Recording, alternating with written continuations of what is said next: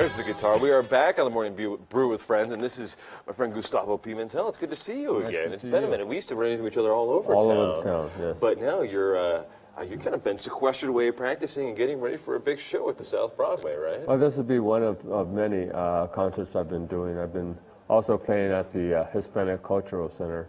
I did 3 concerts, and one with the Philharmonic Orchestra, which was really nice to do, and they're great musicians as well. Very cool. And you brought one of the most beautiful guitars I've seen in forever here. This is one that your family makes these guitars too. Right, exactly. This is a Brazilian rosewood grand concert instrument that I'll be playing for the concert. Is this like $1 million guitar? It's almost there. It's actually only $45,000. So it's only a cheap. $45,000 guitar. So this is, but we have different price ranges of instruments. And you guys make jazz guitars and electric guitars and steel string guitars. We make steel strings and jazz instruments. Our latest instrument is a jazz fusion, which is really nice. It's a really beautiful instrument. Unfortunately, I didn't bring it with me.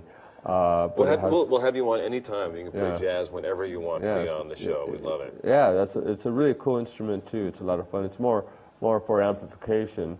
This guitar is made for acoustic sound, so it's a lot different. And it has it's a really nice, beautiful inlay. I don't know if our camera guys can capture this. I don't know. The inlay on the back of this thing is stunning. Yeah, it's a Brazilian rosewood back and sides there, as you can see.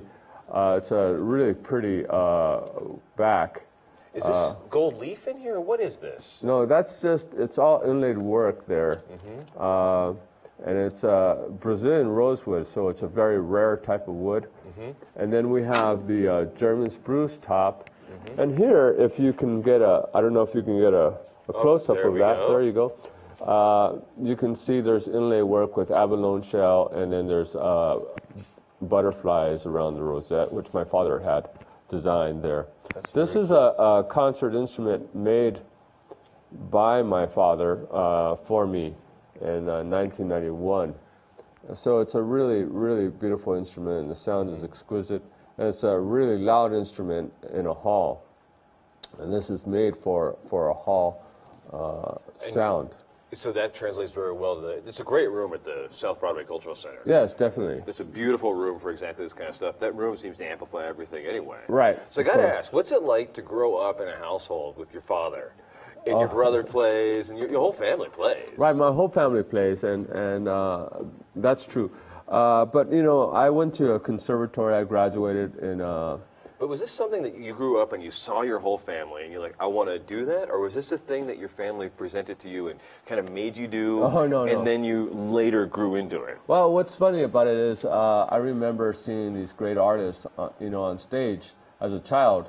Yeah, people who were playing your dad's guitars. Yes, exactly. And I'd go to a hall and there'd be these phenomenal players. And I remember one day at the age of 6 deciding that, man, that's what I want to do. That's what I want to do for the rest of my life. What was it? Was it just that it looked fun? It seemed you liked the music? I just was in tune with the music. So, you know, not very many children will say, you know, I want to do classical music. No. You know, it's one of those things where I was very attracted to the sound of it. So, and then thereafter, I decided to make my life about the music. Yeah. Very cool. So how did you know, when you think about classical music, especially like, you know, growing up in the 80s and, you know, basically anybody who played guitar on TV was like Van Halen back then, right. you know? Well, you know, I wasn't, you know, in the 80s when I was graduating from high school, I remember there was a lot of synthesized music, to be honest. And I didn't really care for synthesized music myself. It's a great form of music, but it's not what I cared for.